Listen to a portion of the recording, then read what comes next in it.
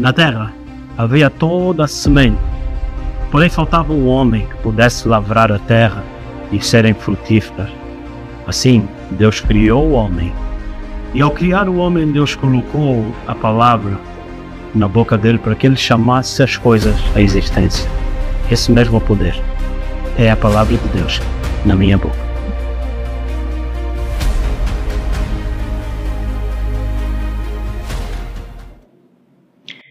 Boa noite, igreja. Sejam todos bem-vindos à Palavra de Deus na minha boca. Verdadeiramente o programa em que não somente um programa, mas nós entendemos o empoderamento do Senhor sobre nós. Amém? Vamos orar nessa noite antes de recebermos aquilo que o Senhor tem para nós e certamente eu, você, seremos alimentados naquilo que o Senhor vai liberar. A Bíblia diz que o maná de ontem não serve para hoje. Então, há uma palavra, há um renovo da parte do Senhor, em que a palavra vem para fortalecer-nos, a palavra vem para quebrantar os nossos corações e restaurar a comunhão com o Pai. Pai Santo, Deus Eterno, nessa noite, Senhor, eu te dou graças, te glorifico por Tua palavra, pois a Tua palavra é viva e traz vida. Tu que és o Criador dos céus e da terra. Tu que fizestes todas as coisas belas, segundo o beneplácito da Tua vontade. Por isso, nessa noite eu oro declarando, libera o Teu favor, o refrigério do Teu Espírito, sobre aqueles que Te buscam, aqueles que desejam conhecer Tua face. Que Te busquemos genuinamente para Te conhecer e que Te reveles a cada um de nós, segundo a Tua vontade, pois Tu és soberano. E na Tua infinita soberania e bondade, Tu te revelas aos pequenos, Tu te revelas aos santos. Por isso eu te dou graças e te glorifico nessa noite, declarando que Tu és bem-vindo no nosso meio. Para a honra e glória do Teu santo nome, nós Te buscamos para Te conhecer. Revela-te a cada um de nós, e que por onde os rios do Teu Espírito passarem, ao cheiro das águas, o que tiver morto renasce. Pois Tu dissestes na Tua palavra que rios de água viva fluiriam do nosso interior, do interior daqueles que crerem e misturarem Tua palavra com fé. Por isso nós Te damos graças e Te glorificamos nessa noite. Aleluia, aleluia. Amém e amém. Seja bem-vindo nessa noite. Tenha a sua Bíblia e não permita ser roubado pelas distrações ao seu redor.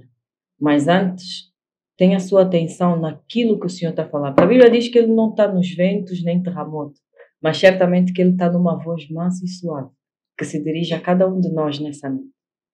Boa noite, Pastor Mauro. Pastor Diana, boa noite. Glória a Deus. Igreja, que o Senhor Jesus esteja convosco, amém? Assim como nós somos firmados no amor dele, amém? Amém. Glória a Deus. Amém, pastor. Nessa noite eu gostava de pedir que o pastor aprofundasse um tema, mas aqui começaria por... Eu tenho estado a ler um livro de T.L. Osborne, Vida Abundante, e tem sido muito interessante. Hoje quando o pastor olhou para mim e quando me viu, quando eu cheguei... É meu, pastor. Foi o meu pastor que me deu... 2006, 2007, não tenho bem certeza, mas esse livro é mesmo, está novo, mas é meu. Foi o meu pastor Mauro Livramento que me ofereceu. Foi o primeiro livro que o pastor me deu, com um livro, O Quadro de Deus. O pastor pegou os 2 livros e ofereceu. Mas interessante, pastor, que esse livro tem 9, 8 anos, mais ou menos, e... 2007, 6, 7, não tenho bem a certeza, mas... E... Sim, quase 20, porque lembro-me que eu quando comentei com a minha filha, ela disse, este livro é muito antigo, esse tempo todo. Então, mamãe já conhece o pastor há muitos anos. E... Mas não vamos pagar este livro. Isso serve para todos vocês. Levaram 1000 e tal livros, ninguém pagou. Não, irmã, desculpa, só não quero interromper a vossa mensagem, mas vocês acham que um livro de 2008 estaria assim Esse livro é meu, irmão. Está a procurar aqui no estante. E já agora, queridos irmãos, com todo o amor e carinho que eu tenho por vocês, todos aqueles que têm livros meus, devolvam, não vão entrar no céu bem, então. O da Ludmilla já está sem capa, segundo ela, pastor. Esse é meu. Amém, amém. E interessantemente, hoje quando o pastor olhou para mim e perguntou se está tudo bem, eu disse, está tudo bem. E o pastor disse, vê-se no teu rosto. Mas tem sido muito interessante a leitura deste livro, e o mais interessante é que eu hoje ponderava se eu tivesse ler hoje e ter lido há 16 anos atrás é completamente diferente. E aqui nós entendemos quando o Senhor te diz que o maná de ontem não serve para hoje. Porém, hoje, à medida que eu lia o livro, algo que eu achei muito interessante, o título do livro é A Vida Abundante. E à medida que T.L. Osborne falava sobre como e porquê que ele crê na Bíblia, porque que a Bíblia é real, trazia diferentes exemplos de como pessoas se converteram. E nesse momento eu vi o Senhor levar-me para essas cruzadas e ouvir aquilo que aquelas pessoas ouviram. E tem sido realmente, como o pastor diz, andar com o Senhor é uma aventura. Ler este livro tem sido realmente uma grande aventura. Na maneira como as escrituras se abrem e muito em volta daquilo que tem sido o ensino que nós temos recebido. E enquanto lia hoje, uma questão que se levantou é que eles não servirão o pecado. Apontando para aqueles homens que foram libertos, e lembro-me que na altura eu lia sobre um homem que ele era assassino profissional e ele foi a uma das cruzadas e aceitou Cristo. Um grupo de muçulmanos que disse que estando na cruzada eles viram Jesus e converteram. E vários outros exemplos que ele dá. E o que se levantou em mim foi que o pecado não terá domínio sobre eles. Romanos 6. Então eu queria que nessa noite o pastor trouxesse esse tema da vida abundante, tendo por base a questão que o pecado não terá domínio sobre eles. Amém. Glória a Deus. Boa noite mais uma vez, igreja. Que o Senhor Jesus Cristo saiba que nós somos mais uma família do que propriamente um grupo de pessoas que se reúnem na igreja. Eu queria ouvir, pastor Tatiana, o que tem sido a tua experiência a mencionar sobre algo que o Senhor te disse sobre eles não servirão o pecado. Eu gostaria de ter sobre aquilo que tem sido a tua experiência. No início nós brincávamos sobre a questão de não termos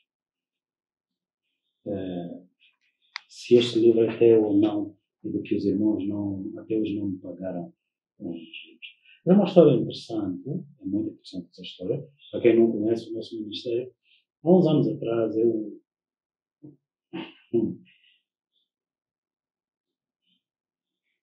qual é o termo que eu usaria? Há uns anos atrás eu conheci um pastor que estava a vender estes livros. E eu não quero usar a palavra que eu tenha sido severo.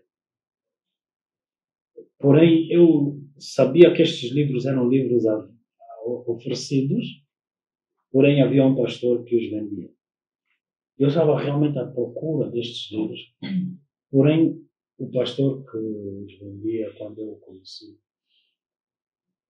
ele não tinha temor de receber livros para oferecer a congregações e ele pegar e vendê-los. Está errado. Porém, a vida abundante, que é um dos temas desse livro, e o outro é o quadro de Deus, tem a ver com eles não servirão pecado. Tem a ver com nós, sobre nós, não sermos escravos do pecado. E o que é que nós entendemos no sentido de não sermos escravos do pecado? Será que nós entendemos não sermos escravos do pecado no sentido de que religiosamente o pecado não vai nos dominar? Será que entendemos religiosamente o pecado vamos resistir toda a manifestação do pecado que se levantar. A pergunta é, qual é a manifestação do pecado? O que é a manifestação do pecado? Será que nós estamos a dizer que nós iremos dizer não ao não cheirar, não tocar, não provar? Pobreza não é consequência do pecado. Seria a pobreza só mais políticas, econômicas, sociais? E eu digo isso porque isso foi uma das histórias que muito me marcou. Eu investi $5.000 em todos esses livros, aproximadamente 1.000 livros. Já não me lembro, 1.000 livros de cada, 1.000 livros. E esse dinheiro eu tirei do meu próprio bolso e paguei os livros. Por que eu paguei os livros? Porque quando eu fui buscar os livros na casa desse pastor, tem razão, estava certo no que eu disse que estava errado ele não ter. Vender os livros num lugar e oferecer estava errado. Moralmente, pelo menos. E creio já ter contado essa história em que eu, quando cheguei à casa daquele pastor, além da longitude, da distância, e além da minha questão moral, né? Quando cheguei à casa do pastor, ele me recebeu com muita honra. Mas a casa era de blocos e os muros de blocos não cimentados, um em cima do outro. Alguém se empurrasse aquilo caía.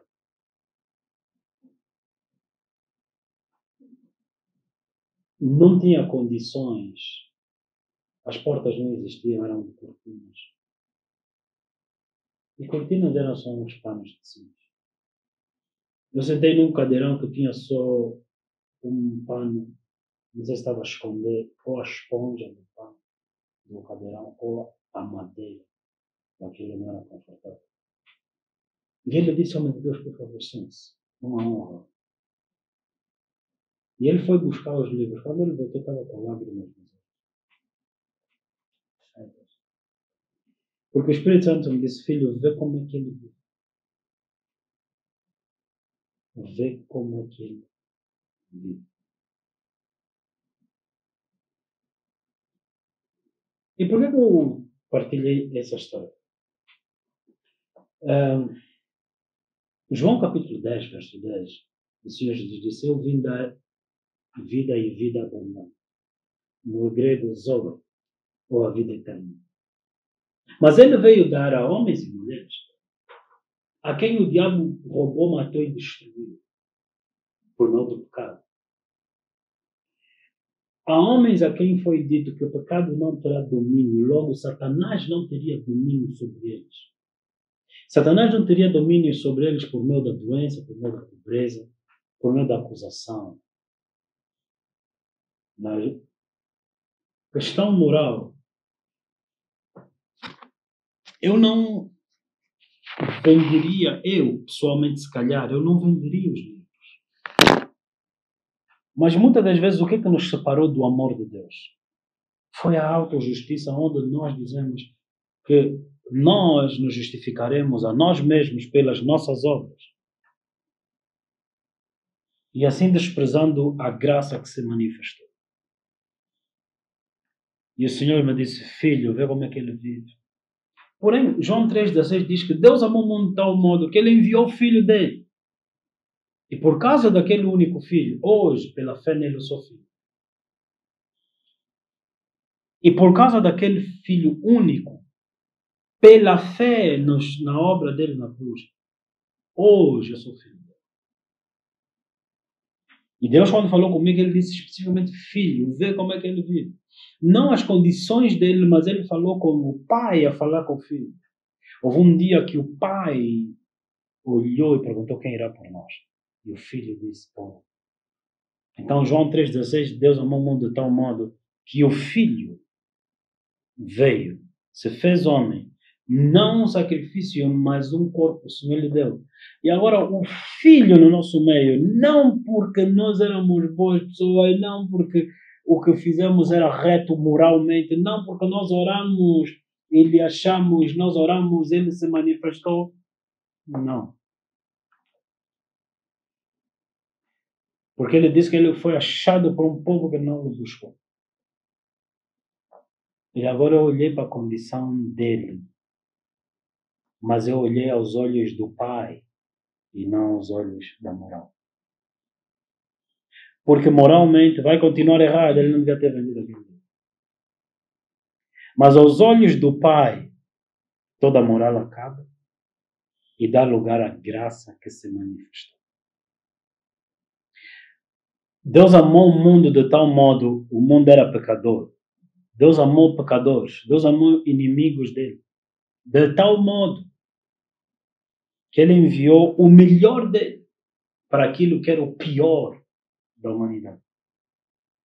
E muitas das vezes nós falhamos na pregação do Evangelho, queremos santificar a igreja, queremos fazer as coisas acontecer. Nós condenamos as pessoas. Nós nos esquecemos que pela graça fomos alcançados. Então toda essa retórica que muitas das vezes nós ouvimos contra a igreja, contra as pessoas, não passa de um espírito de acusação, não passa de um espírito de autojustiça. Se quiseres, moral. Quem tem moral perante Deus? Mas isso estamos agora a dizer que nós iríamos baixar padrões de moral e ética. Porque Deus lhes ama. Não seríamos nós cristãos agora chamados a ter um outro nível, um padrão mais elevado do que é reto, do que é certo, do que é justo. Só que o fundamento é Cristo. E sob esse fundamento de uma graça não merecida, de um favor não merecido, não é meritocracia em Cristo, é graça. Nós não merecíamos. Não trabalhamos para isso, nem sabíamos que Deus existia. Nossas tradições eram contrárias. Hoje nós vemos a África dizer as religiões importadas. O que foi importado foi um amor de Deus por nós.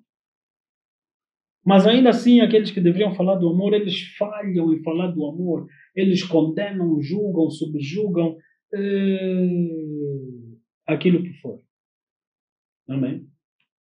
Porém, na realidade, é necessário que nós entendamos que Deus amou o mundo. E não há mais outra coisa imperativa do que essa. Deus amou o mundo. E quando o Senhor diz o pecado não terá domínio sobre eles, porque o amor dominará. Queridos irmãos, nessa noite eu espero que você me acompanhe na mensagem e você compreenda a profundidade do meu entendimento de Cristo. Quando o Senhor fala comigo e me dizer, Mauro, o pecado não terá domínio sobre ti, o que ele está a dizer não é que eu sou pecador. Ele está a dizer, eu te capacitei com a minha vitória para que o pecado não te dominasse, nem as consequências do pecado te dominassem. Então, Ezequiel capítulo 2 diz a palavra do Senhor, filho do homem, coloca-te de pé para que eu fale contigo. No versículo 2, a Bíblia diz, e o Espírito de Deus entrou em mim e me colocou de pé. Queridos irmãos, nessa noite, nós éramos os ossos secos.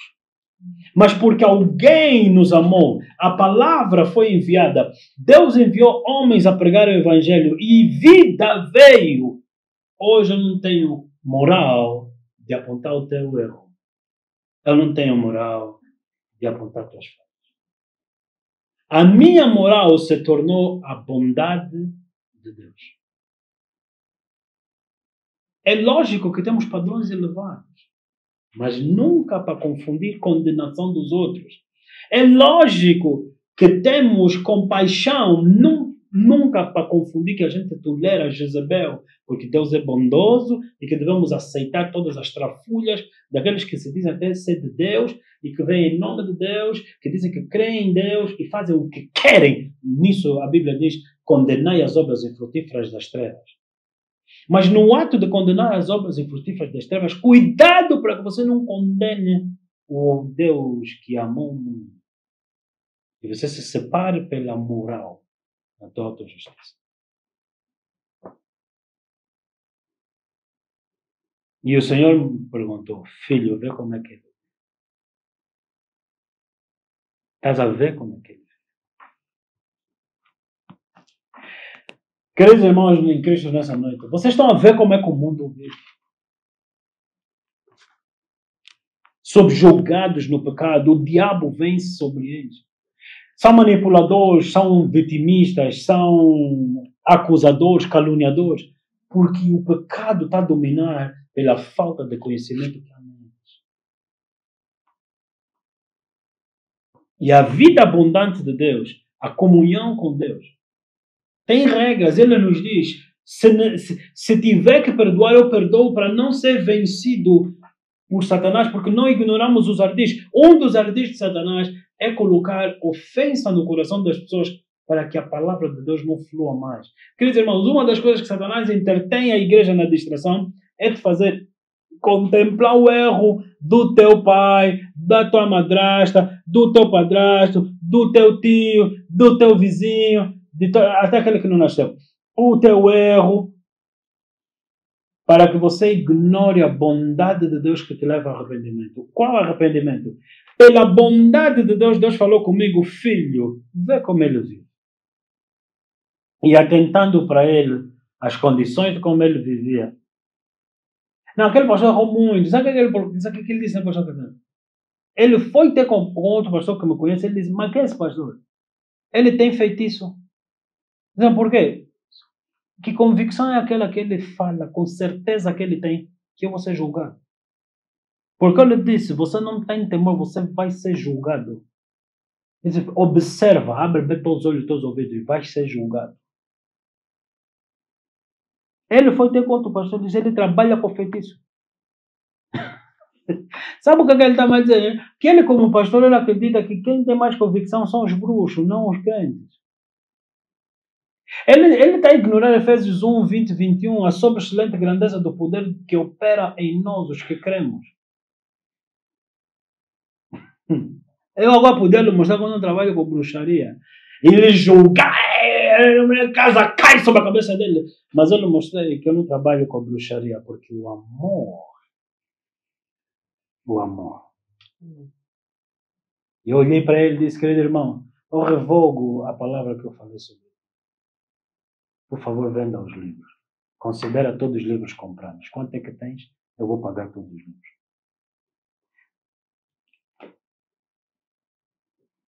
Por causa do amor. Por causa do amor. O grande problema, quando Satanás te faz contemplar o erro dos outros na qualidade de cristão, é que agora, quando vês os teus erros, tu não vais conseguir ver em ti mesmo espaço para seres amado.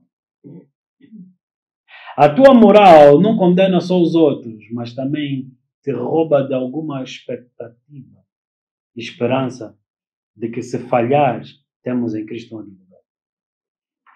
Cuidado com a moral, cuidado com a autojustiça, porque ele te rouba o direito de seres fontes que jorram para a vida eterna para os outros e te rouba ou impede, te bloqueia também de receber o amor, o perdão, a graça, quando você precisa nos teus momentos de fraqueza. Amém? Muitas das vezes julgamos a vida das pessoas de acordo com o momento em que nós estamos. Se estamos cheios de fraquezas ou de precisamos de Deus. Se estamos bem, condenamos quem está em fraqueza. Isso revela que você não está em comunhão com Deus. 2. No teu melhor momento, às vezes financeiro, você se sente grato e quer oferecer ao Senhor.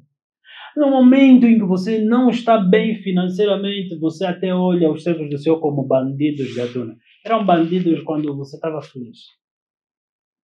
O problema é que para o puro tudo é puro, para o impuro todas as coisas são impuras. Quando a tua fé está no momento bom, então você, uau! Quando a tua fé se encontra no momento mau, está o dia mau que Efésios fala, então você considera todo mundo como o medo que está em ti de não conseguir viver. Queridos irmãos, é necessário que a gente entenda essas questões. Por quê? Porque a vida abundante, ele veio para nos dar vida. Ele veio para que outros fossem enxertados nele e por causa dele nós pudéssemos viver. Agora essa vida ele enxertou em mim para que outros através de mim fossem benditos.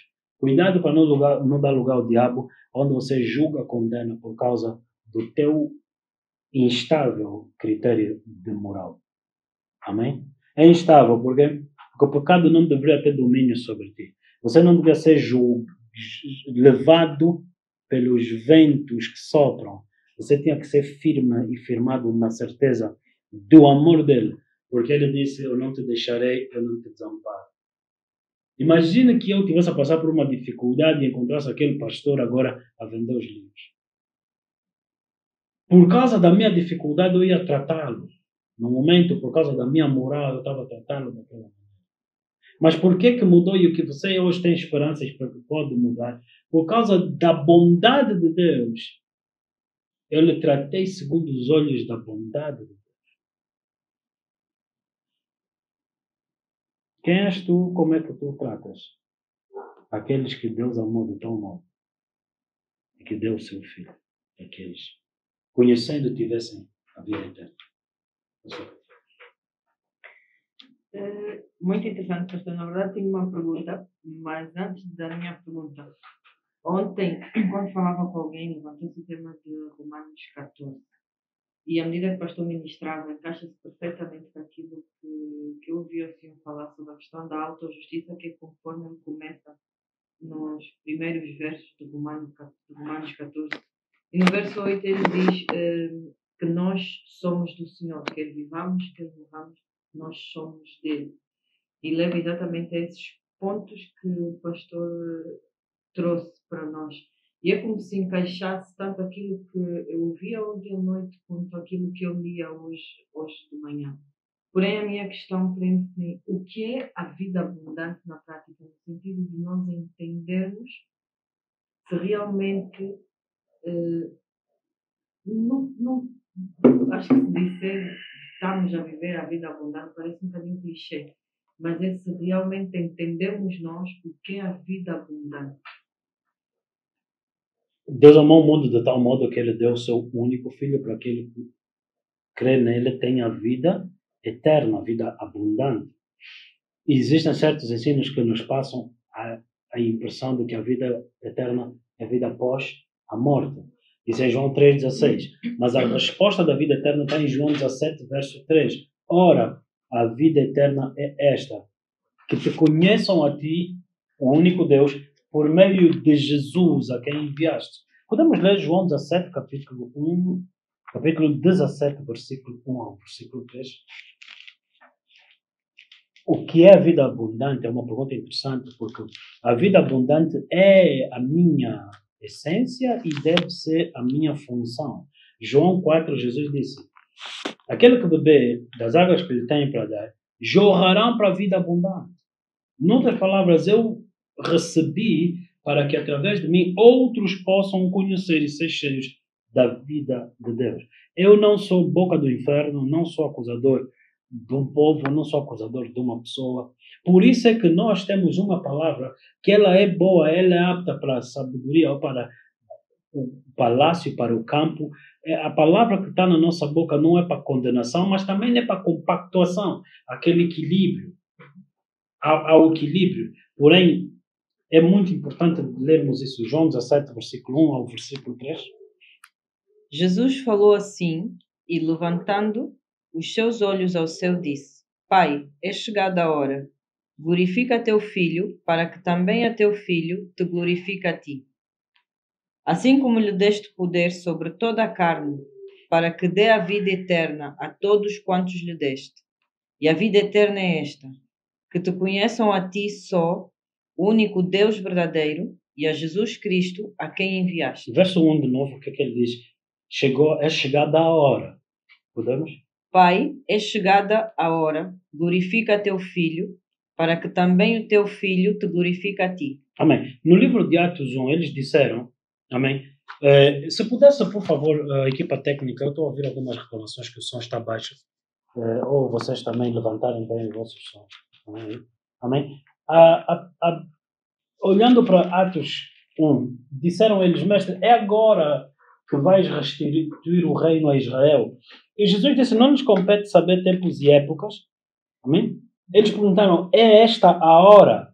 Muitos falam da hora e o tempo de Deus. O que realmente significa? O que está implícito na hora de Deus? João 17, Jesus disse, a hora é esta.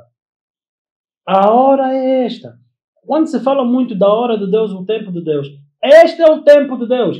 Hebreus 3 diz, se hoje, falando do tempo, hoje, ouvires a voz do Espírito Santo, o que o Espírito Santo falaria? Jesus disse, ele não falará de si mesmo, mas de tudo que de mim ouviu. De tudo acerca daquilo que de mim ele ouviu. Meus irmãos, então presta bem atenção. A hora que Jesus disse, não vos compete saber tempos e épocas, mas receberes o Espírito Santo para seres empoderado, para ser minha testemunha. A hora de testificar. A hora de ser testemunha dele. Hoje, o tempo de sermos testemunhas dele. Hoje. Não testemunhas oculares, mas a testemunha de quem está ali. João foi testemunha ocular, Pedro foi, eu não fui. Mas eu sou testemunha por o poder do Espírito Santo em mim. O Espírito de Deus se manifesta em mim como se manifestou através de Paulo, através de Pedro, através de João, na casa de Cornélio. Agora, repara bem o que nós estamos a ler. João 17, versículo. A hora é esta, glorifica. Repare. Pai, é chegada a hora. Glorifica teu filho, para que também o teu filho te glorifique a ti.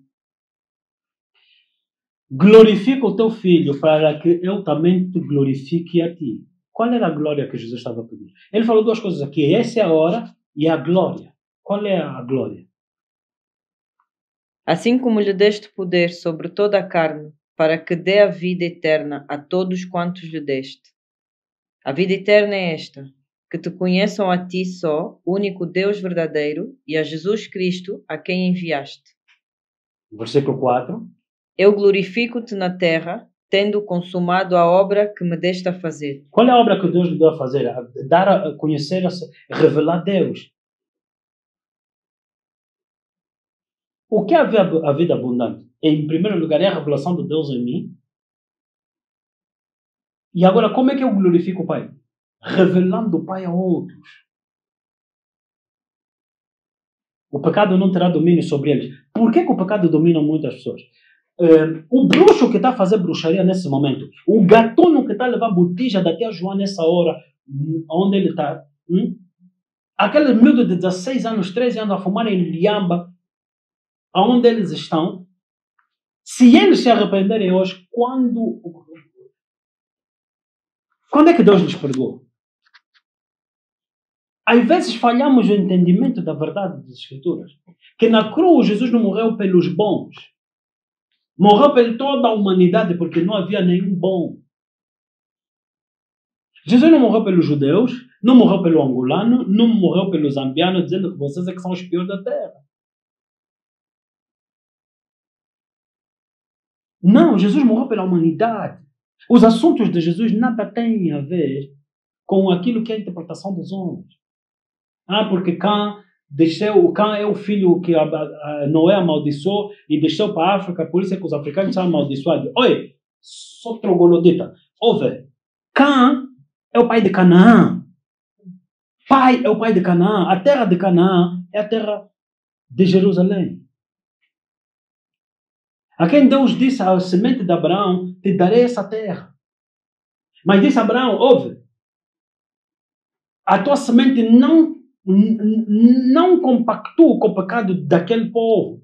Porque Deus queria exterminar o pecado sobre Cã, na terra de Canaã. Porque existe um povo que está no pecado, numa terra que emana leite e mel. Angola é uma grandíssima terra. Onde você tem tudo. Mas o povo no pecado dá lugar ao diabo. Então, o diabo anula o poder dessa terra. E Isaías 1,19, se quiseres ouvir, comerás o melhor dessa terra. Isaías 1,19, se quiseres ouvir, comerás o melhor da terra. Porém, a melhor terra possível é anulado o seu potencial por causa do povo que está nele. Eu vou repetir o que eu tenho estado a falar. Você já viu pobre e rico na igreja? Você já viu a quem é que se prega o evangelho? Entre o pobre e o rico, você prega o evangelho para quem? Porque você está a pregar o evangelho debaixo das condições sociais. Isso não é o evangelho do reino. A própria igreja está a falhar nesse aspecto. Os cristãos estão a falhar nesse aspecto. Você já viu o rico se manifestar de demônios na igreja? Mas você vê um monte de pobres a manifestarem demônios. E você pode dizer, poder de Deus, poder de Deus. Ouve. Por que o rico muitas vezes não tem essa manifestação? Não, você não prega o evangelho para o rico. Porque diz que agora é a hora do pobre, o tempo do rico já foi. Não, quando disse João Batista, dizer João Batista que o evangelho é pregado aos pobres, era o cumprimento da profecia que está escrita em Zacarias 7, ou Zacarias 11, as pobres ovelhas.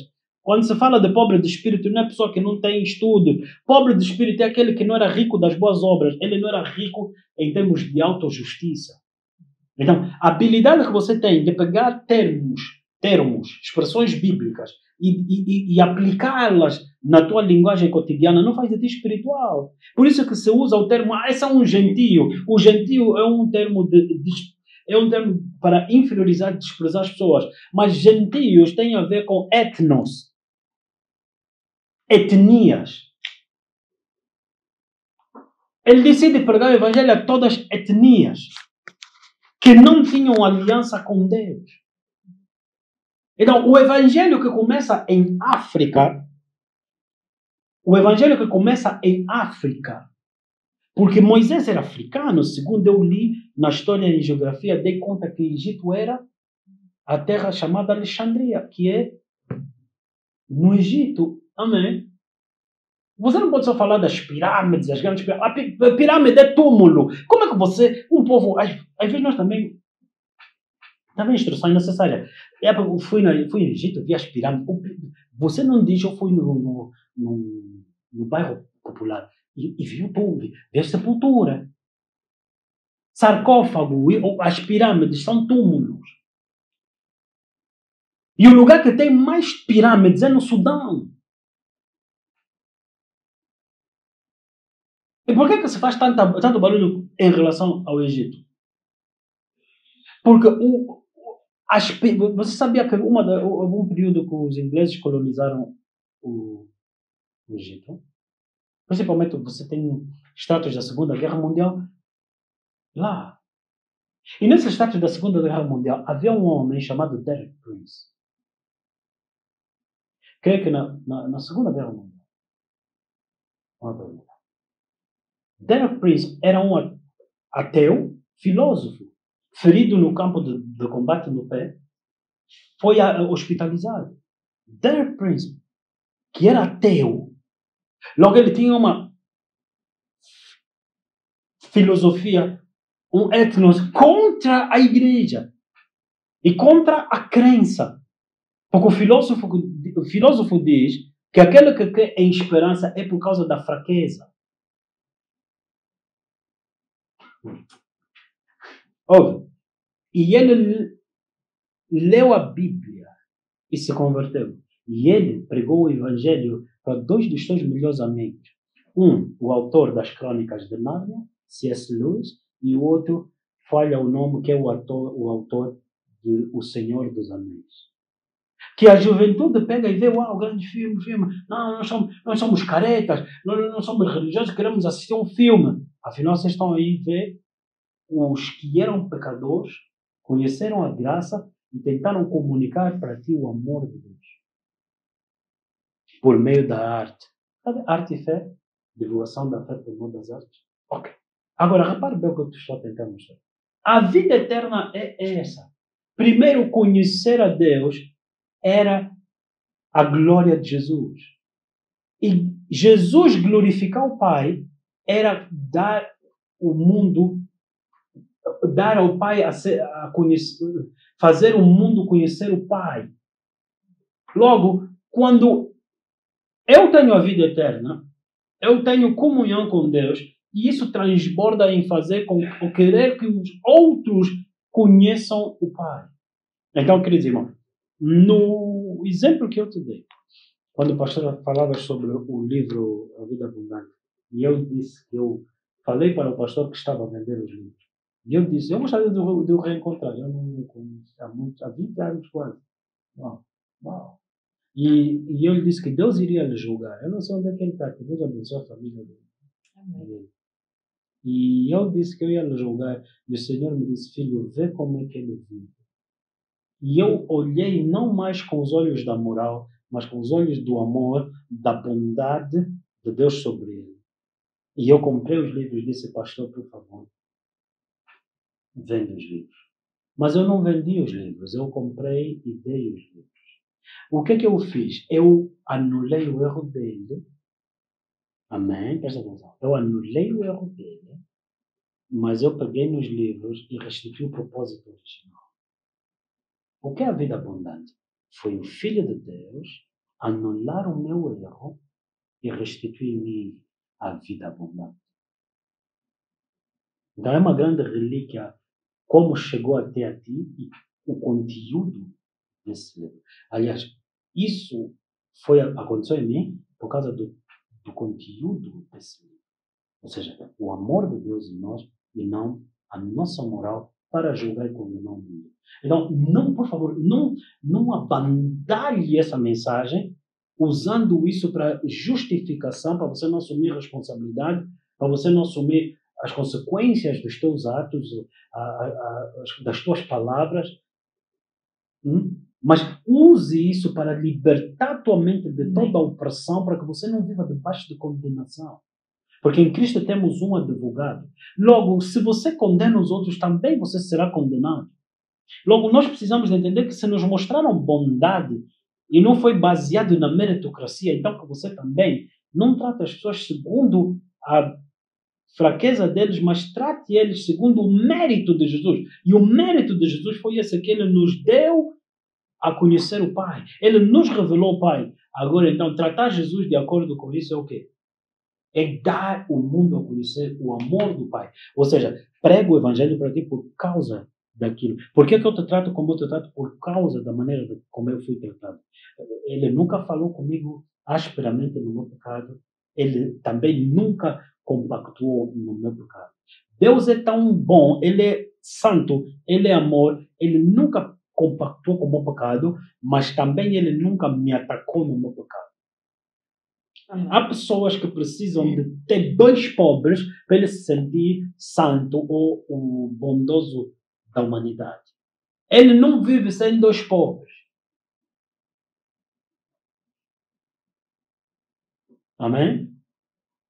Então, eu vou mesmo te ensinar prosperidade. Ei, pastor, esses falsos profetas da prosperidade. Deixa eu te explicar o que é um falso profeta. Um falso profeta é aquele que tem uma falsa mensagem, número 1. Ele diz que Deus lhe enviou, afinal Deus ou nunca foi enviado. Amém. Presta bem atenção. O falso profeta começa no banco da igreja, aquele que genuinamente nunca se arrependeu, mas dentro da igreja ainda traz os ideais dele. Um dos teus ideais no pecado, um dos teus ideais fruto do domínio do pecado, é que você tratava a pobreza como humildade. Você convive com pobreza. Querido irmão, você nunca ouve. Existe diferença do rico e do endinheirado. Existe diferença do rico e do endinheirado. É tanto quanto você tem aquele que herdou, mas não sabe, não tem estrutura ou caráter para poder herdar o que ele herdou. Por isso é que há tutores até que ele esteja apto. Deixa eu só te explicar uma coisa. Você nunca vai fazer dinheiro na tua vida se você não tiver boas relações públicas. Nunca vais fazer dinheiro na tua vida. Não adianta você estudar como você está a estudar, queimar os neurônios, se você não descongelar o teu coração de pedra. Porque uma das bases de negócios, se estudar as escrituras, uma das bases de negócio está no amor ao próximo. Você nunca há de ter um casamento bem sucedido se você não entendeu o que eu acabei de dizer. Presta bem atenção. Economia baseia-se no quê? Na procura e na oferta. Procura e oferta. Ouvi dizer que esse negócio está a dar dinheiro. Quem fala isso? É quem tem amor ao dinheiro. Característica dos gentios. Japão tem empresas que têm mais de 300 anos. Por quê? Eu dei um exemplo que eu estava a ler há um tempo atrás.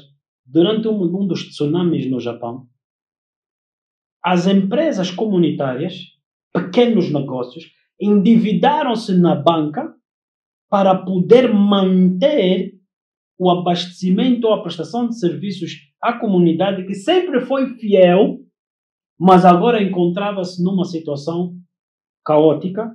Então eles endividaram-se para poder manter o serviço comunitário. Isso é negócio. O resto é biscato. Se você entra em negócios e você não estaria apto para exercer a pasta de comércio, você está entendendo o que eu estou a dizer? Então você só está querendo fazer dinheiro.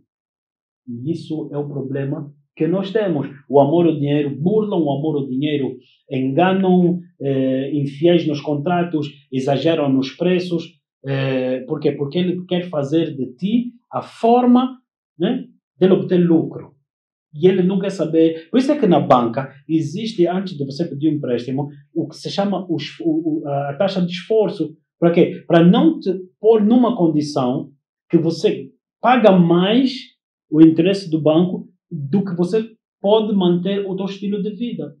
Ok. Então, muitas das vezes, os que querem fazer dinheiro, eles são tão injustos, tão perversos, que o que ele compra na cidade da China, vou revelar vossos biolos, o que ele compra no Kikolo, a 5.000, ele te vende a 500.000 sem vergonha na cara. Porque ele não tem amor ao próximo. Não, aí eu vou denunciar isso, porque você está prejudicando a maioria. Isso é perverso. Isso é perverso. Eu li ontem que o dono da OpenAI, acredita, ChatGPT, reclamou que o dono do Facebook está a seduzir os trabalhadores dele com uma oferta de 100 milhões de dólares ou equivalente a 100 milhões de euros para aqueles que querem vir trabalhar com ele. Olha só. Agora, o que acontece? Uma boa prática de negócios, você tem que entender que a concorrência é saudável e não desleal. Por quê? Porque o ChatGPT produziu um desenvolvimento muito interessante, gerou empregos. Agora, se você vem com monopólio, você engole tudo, porque você tem o ego, então o resto já não existe. Okay? Como não é aula de negócios, ok? Então, eu queria só fazer entender. A base de negócios é amor ao próximo. A base de um casamento é amor ao próximo. Não, eu gosto de ver aquelas dondocas que não tem comigo, pastor, eu quero casar. Não quero casar com ele por quê? Não, ele me faz feliz. Oi, foge! Foge! Ela quer alguém que lhe faça feliz. Ela é igual a alguém que está aí para o circo ver um palhaço para lhe fazer rir. Depois disso, ela vai voltar para a sua miserável vida. Porque você não casa para alguém te fazer feliz. Você não abre um negócio para enriquecer às custas dos outros. Você presta serviços. O que é a palavra ministério? Vem do doulos, servos. Você presta serviço. Por isso é que Paulo disse, muitos vão querer fazer de vocês fonte de lucro. Por isso é que ele disse, os últimos tempos serão tempos difíceis. Você quer ser um bom homem de negócios, ser uma excelente esposa, um excelente esposo, você ainda vai a tempo de renovar a tua mente. Porque há muitos que se escondem quando se sentem acusados, mas eles não estão a esconder porque lhes condenam. Eles não querem ouvir a verdade, eles simplesmente querem ser poupados. A vida eterna não é isso. Não fazer de nós agora instrumentos que compactuam com o teu eu. Não. A vida eterna é revelar o amor de Deus, a natureza de Deus, para que você seja liberto do medo e confie no Senhor. Para que você continue a crescer no amor de Deus. Agora, o amor não manipula. O amor não mente. Então, eu tenho que buscar o Senhor de modos que eu possa ser liberto de todas essas artimanhas do mundo. Amém? Por quê? Porque o Filho se manifestou, pagou o preço do meu pecado e me restituiu a vida eterna para que o pecado não me dominasse. Número 1, para que eu não ficasse mais debaixo da condenação nem condenasse os outros. Para que agora eu abraçasse a instrução e não usasse de manipulação. Amém? E amém. Então, a vida eterna, ela é muito acentuada. A comunhão com Deus, a Bíblia diz em 1 de João, diz, amados, que prosperes em todas as áreas. Espiritual, física e emocionalmente. Então, a prosperidade não é dinheiro. A prosperidade é ter uma torneira aberta. E ele disse, se não perdoares, então o Pai também não te perdoa. Uma das coisas que muito provoca a ira de Deus é chorarmos pedindo perdão. Mas não conseguimos nós mesmos perdoar uma dívida que não se compara à nossa. Nós fomos perdoados de coisas graves e às vezes não conseguimos perdoar a pequena coisa do próximo. Então, querido, uma da formas do diabo te bloquear na comunhão com Deus é te fazer atentar para o erro dos outros. Então, no dia em que tu precisares de perdão, quem vai atentar para os teus erros? Quem é que vai te dar o perdão? Tu próprio não vais acreditar que vão te tratar diferente do que tu tratas os outros. Então, está na hora de você parar de se esconder quando você ouve verdades. Está na hora de você deixar o Senhor falar contigo para que Ele te levante e você glorifique o Pai. Como é que eu glorifiquei Deus naquela situação? Eu lhe tratei como Deus me deu. Eu acudi o erro dele, mas eu não fiz lucro depois, eu entreguei os lucros. Nem recuperei o dinheiro que eu paguei. Jesus, Ele pagou um preço e Ele recupera com os nossos frutos. Com os nossos frutos, amém? Então você se encoraje, seja encorajado no Senhor. Não se deixe intimidar pela acusação, não se deixe intimidar pelo pecado, não deixe o pecado te dominar, te afastando da vida eterna, da bondade de Deus, nem te dominar, você se sujeitando às consequências do pecado, como pobreza, como indiferença, como falta de amor ao próximo, amém? E nem te afaste de Deus à medida que você julga os outros moralmente, ou até mesmo por mérito. Uma coisa, você precisa de mérito para enquadrar-se numa empresa, numa profissão, é diferente. Mas nós fomos aceitos incondicionalmente, amados incondicionalmente. Mas isso não significa que eu não tenha aberto mão do pecado, renunciado àquilo que me levou ao pecado, e então eu deixei o Senhor confrontar a morte em mim, confrontar o pecado em mim, para que eu pudesse então ser agora estabelecido no amor dele, para que eu pudesse te tratar da maneira que ele me tratou, em nome de Jesus. Amém? E amém. Glória a Deus. Pastor Mauro, verdadeiramente uma explanação bem diferente daquilo que nós, por norma, ouvimos ou entendemos da vida abundante. À medida que eu leio esse livro, a minha pergunta é o que vem a seguir, Porém, entendermos nós que a vida abundante é nós vivermos a vida que Cristo disponibilizou para nós e verdadeiramente podermos ser como Jesus, na vertente de entendermos o amor ao próximo, de que no coração do Pai o que está são almas. E assim como Ele nos tratou, também nós tratamos outros. E acho que mais interessante ainda é a história que está por detrás desse livro. À medida que o pastor falava, realmente já ouvi o pastor falar sobre isso, mas nunca parei para os meus olhos se abrirem como hoje. Há 20 ou quase 20 anos atrás, esta situação. Esse livro chegou a mim, eu já emprestei a alguém que leu antes de mim todo. Acho que esse também tem emprestado. E a minha questão é, quem irá ler esse livro depois de mim? A história que vem por detrás deste pastor para que outros amanhã quem irá possam ler ter esse acesso. livro? Quem irá ler esse livro? Quem vai ler esse livro, queridos irmãos?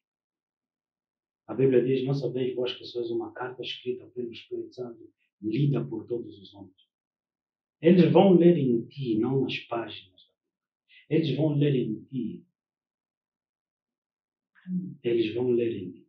Então eu te encorajo a você se encorajar no Senhor. Eu te encorajo a você permanecer no amor dele. Eu te encorajo quando vejo as tuas fraquezas, você se agarra naquilo que Deus fala. Em primeiro lugar, quando tenho minhas falhas, eu vou diante de Deus. Deus, o meu coração. Não dei conta aonde, ou por que eu caí nisso, eu falei aqui. O que está acontecendo comigo que eu não estou? Segundo lugar, eu permito o Senhor me mostrar se eu estou em falta de perdão. Significa se eu estou a tratar os outros como Deus me tratou. 3. Eu ouço várias vezes o Senhor me dizer, eu ainda estou trabalhando. Nessa noite você podia repetir comigo, Deus ainda está trabalhando. Nessa noite você podia aceitar que Deus ainda está trabalhando. Então você não tem negócios com esses demônios, com esses pensamentos. Renuncia a isso. Deus ainda está trabalhando. Abra mão disso. Foge disso. Não estou a te dizer com um charuto na boca, Deus ainda está a trabalhar em mim. Não, isso é falta de temor. Às vezes nós somos... abusa-se daquilo que estamos a falar. Muitas das pessoas vêm ter comigo. Sabe, eu vou te mostrar um nível de bruxaria dentro da igreja. Pastor, o que é que o pastor acha? Cuidado quando você pensa que aqui te reconheceram. Pastor, o que é que o pastor acha? E eu dou a minha opinião e essa pessoa vai pegar. O pastor disse, logo se o pastor disse, ele tem aprovação. Ele consulta a Deus, não para Deus lhe dizer o que está certo, o que está errado, mas para que Deus aprove o que ele queria. Ele já veio com a agenda predefinida. A maior parte das pessoas que fogem da verdade é porque ele se irrita com a verdade, ele já tem a agenda predefinida. Lembra que eu vos digo que eu não gosto muito de aconselhamento por causa disso? A maior parte das pessoas já vem com a agenda predefinida e ele está à procura do Aladim que vai concordar com ele.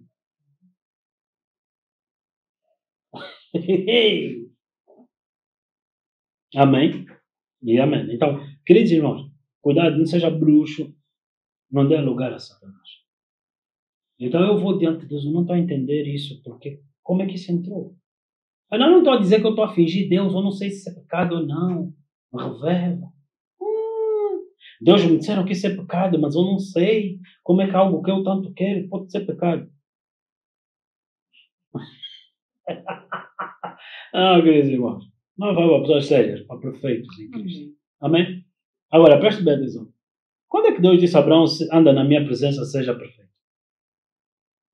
Em Gênesis, Deus disse a Abraão, daqui terás um filho. Sara riu. Velha. Esse também. Abraão também anda a orar à toa. De repente vê as revelações que ele tem, que vai ter filho. Por que Sara riu? Eu não ri. Há pessoas que conseguem mentir a Deus. Eu não ri. Não. Aquilo foi só uma expressão, foi só um tipo nervoso. E então, o Senhor foi embora com Sara que não se arrependeu. Sara escarneceu quando Deus falou com ela. Então, como Sara não se arrependeu, Sara disse, Agar, vem ainda aqui. Deus disse a Abraão que ele vai ter um filho. Comigo não pode ser, então deve ser contigo. Vai, como eu sou tua dona, o filho é meu. Vai, Agar. Então, Sara, no escárnio, entregou Agar como mãe substituta. Barriga de aluguel que chama, né? Ok. No capítulo 17, depois da criança ter nascido, e já a criança adulta, Deus repreende Abraão dizendo, anda na minha presença, não no desvio nem no escárnio de Sara. Sê perfeito. Tiago capítulo 3, versículo 2 diz, para aqueles que perdoados, para aqueles que agora querem manter a comunhão depois de pecar, perdoados, o que a Bíblia diz? Muitos tropeçam em muitas coisas, mas o que guarda, o que confessa, o que Deus lhe diz, este homem é poderoso para ficar ou para permanecer de pé. Então a Bíblia te diz que aquele que está de pé, cuide-se para que não caia. O cuide-se que se não caia não vai ali, não cheira aqui, não toca aqui. O cuide-se para que não caia é confessa a palavra de Deus mediante todas as tentações, todas as lutas, situações ou fraquezas. Então Sara está lá a dizer, não está aqui Agar, não vou ter ciúmes, podes ir. Abraão não devia dizer, bem, se Sara ainda ficasse chateada, eu ia ponderar. Não, Abraão tinha que ser fiel, está escrito, Deus não me disse isso. Então não é só porque ninguém vai te julgar, porque ninguém vai te condenar, é porque você é maduro. Em Cristo a perfeição é o teu chamado. Queridos irmãos, essa história porque ninguém é perfeito, é que tem estado a criar condições para ti, para tolerar o erro. Número 2, pobreza. Não, os mais humildes. Como você quer ser humilde, você consente na miséria, na mediocridade, você consente em falar mal, escrever mal, apresentar-se mal. São características que abrem portas para a pobreza. E depois você diz, não, aqui julgam pela aparência. Não.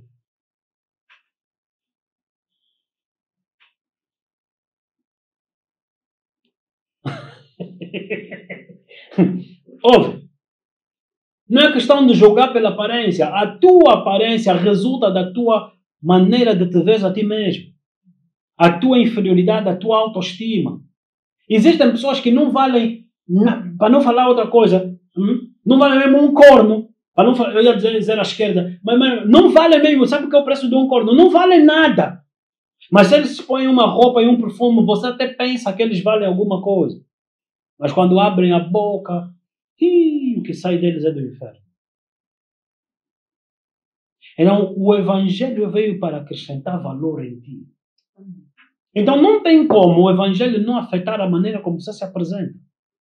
A maneira como você se posiciona. Você sabia como uma das características dos frutos do Espírito é que ele te dá modos e maneiras. Você tem hábitos decentes. Às vezes nós temos uma nossa festa, queridos irmãos, às vezes as festas públicas ou as festas na igreja, elas denotam muitos problemas em nós pela falta do conhecimento, ou seja, o pecado ainda tem domínio sobre eles. Noutras palavras, o que eu estou a dizer, experimente ainda só fazer uma festa na igreja e diz só, queridos irmãos, o buffet está aberto.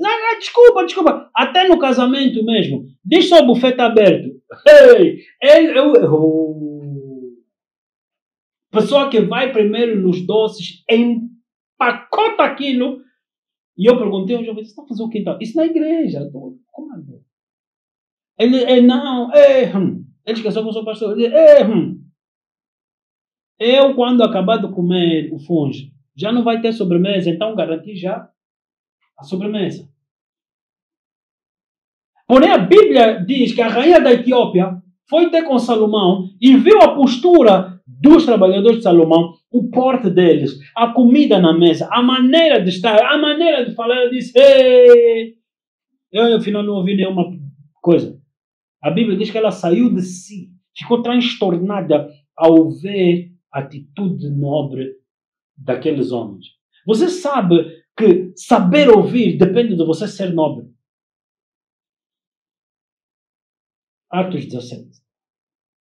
Ser nobre fruto de ter comunhão com o Espírito Santo, fruto da instrução. Então, queridos irmãos, não é nada porque não são nossos hábitos. Isso são hábitos carnais. Isso é fruto de você não ter comunhão com Deus. Um homem como tu, uma mulher como tu, com tanto potencial, você simplesmente vai anular a tua oportunidade porque você leva um palito da boca, de dente. Você vai numa entrevista com um pente no coisa. Porque eu não tenho vergonha do meu cabelo afro. Isso é estultícia. Isso não é nada porque é coisa dos brancos. Não é estultícia. E alguém tem que te amar o suficiente para te dizer sim, querido irmão, vem daqui, seja sério. Seja sério. Como? Não anula o teu potencial. Você chega numa entrevista de trabalho e te encontram com as pernas cruzadas em cima da mesa. Há uns anos atrás, eu vou terminar aqui, queridos irmãos, houve um irmão que me contou uma história que ele estava no trabalho e o trabalho dele chegou um expatriado que veio, acho, de Portugal, e o gestor da empresa era português. E então, mas a empresa não era portuguesa, mas o gestor era português. E de repente, quando ele chegou, o gestor cumprimentou as pessoas, bom dia, e tinha um que bateu assim no ombro dele, como é? Então, bom dia, porque deu conta que ele é português, eu também sou português, e opa, compatriota. E o gestor viu aquilo, foi até aos recursos humanos, perguntou quem é este. Ele disse, não, esse é o contrato que nós tínhamos trazido de Lisboa. Ele disse, me manda de volta agora.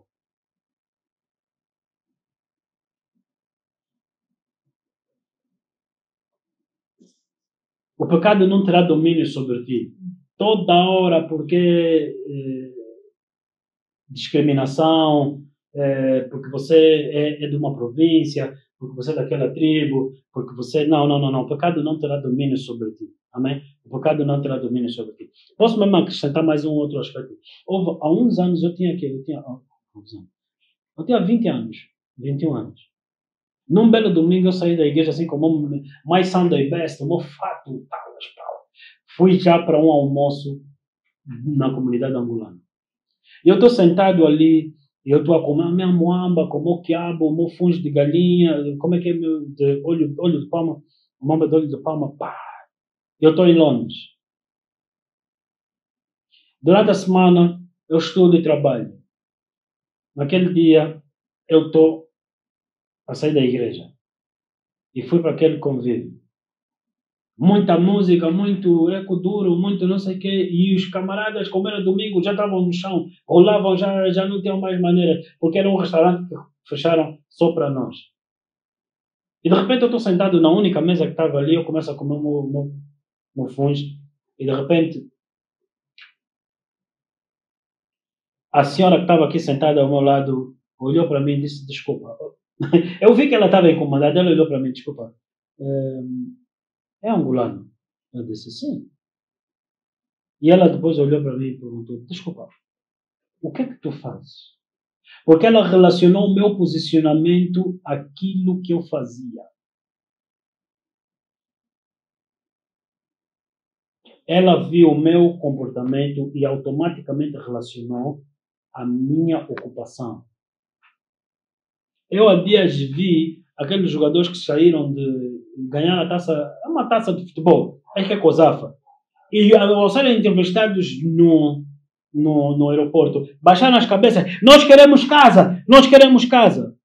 Baixaria, deviam devolver a taça. Porque isso é mesmo baixaria. Como é que isso representa Angola? Como é que isso representa Angola?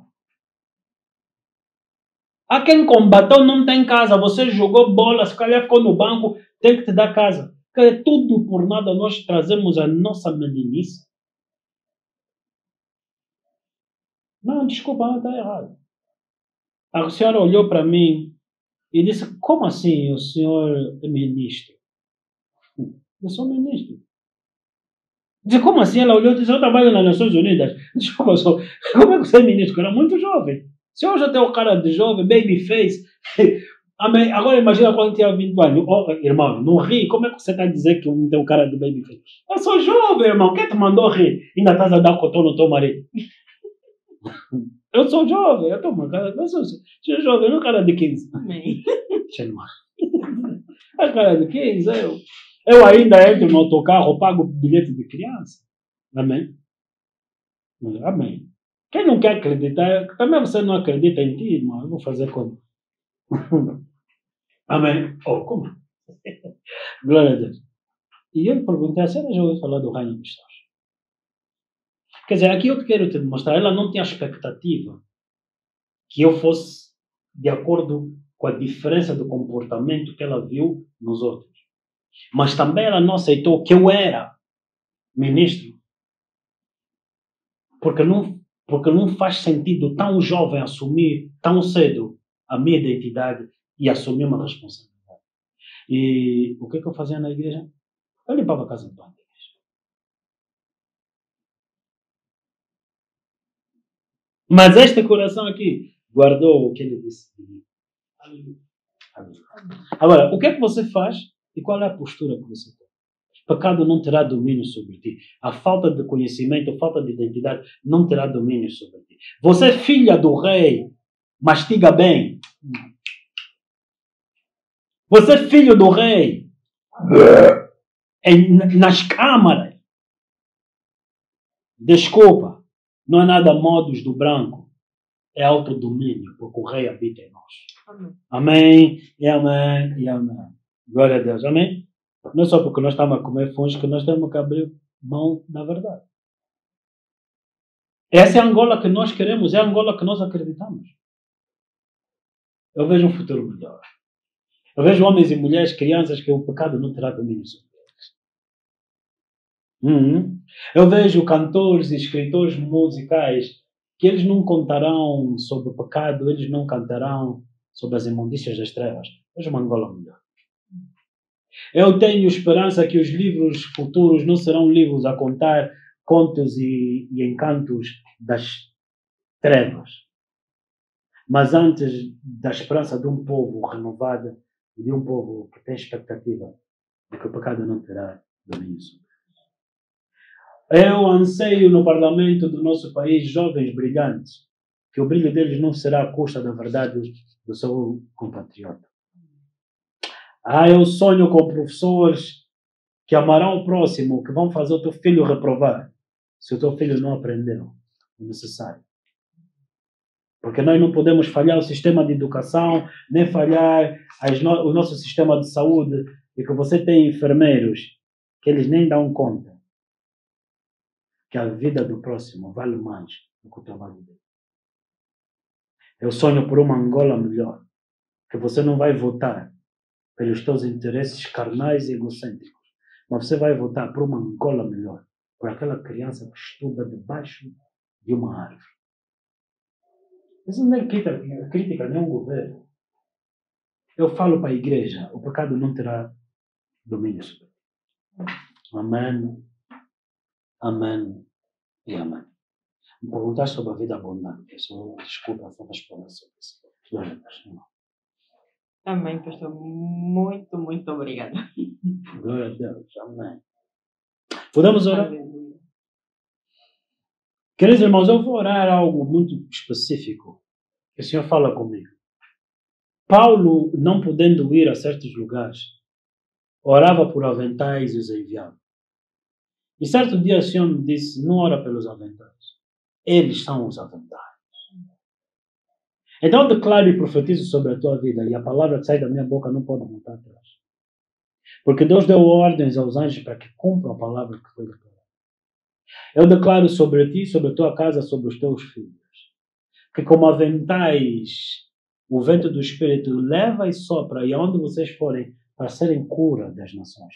Nos corredores dos vossos serviços, nas salas de aulas, nos lugares dos vossos convívios, vocês terão uma palavra na vossa boca. E olharão para vocês e procurarão saber de onde vocês são, porque há algo diferente sobre Deus. Desde que entrastes, o ambiente mudou. Dei conta do dia seguinte que saístes, o ambiente estragou. Quem és tu? Porque eles vão querer ouvir a esperança e a razão da vossa fé. O que eu acabei de falar não voltará atrás. Se manifestará. Teus filhos, se guardares a palavra de Deus, não tropeçarão na imundícia do pecado, porque o pecado não terá domínio sobre a tua casa. Os teus filhos não sairão da tua casa e se entregarão na prostituição, na pobreza, na imundícia do pecado, porque o pecado não terá domínio sobre eles. Teus filhos não serão pacientes nos hospitais, porque o pecado não terá domínio sobre eles. Eu vejo anjos entregarem depósitos, finanças, conhecimento, a unção, para que o pecado não tenha domínio sobre a tua casa. Aleluia. Aleluia. Glória a Deus. Amém. E amém. E amém. Que Deus te abençoe. Zambe monen. Amém. É tu mudieto. Vamos juntos, igreja. Aleluia.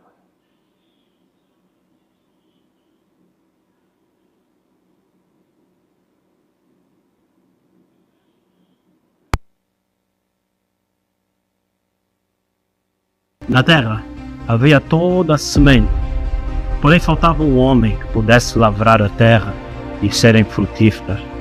Assim, Deus criou o homem. E ao criar o homem, Deus colocou a palavra na boca dele para que ele chamasse as coisas à existência. Esse mesmo poder é a palavra de Deus na minha boca.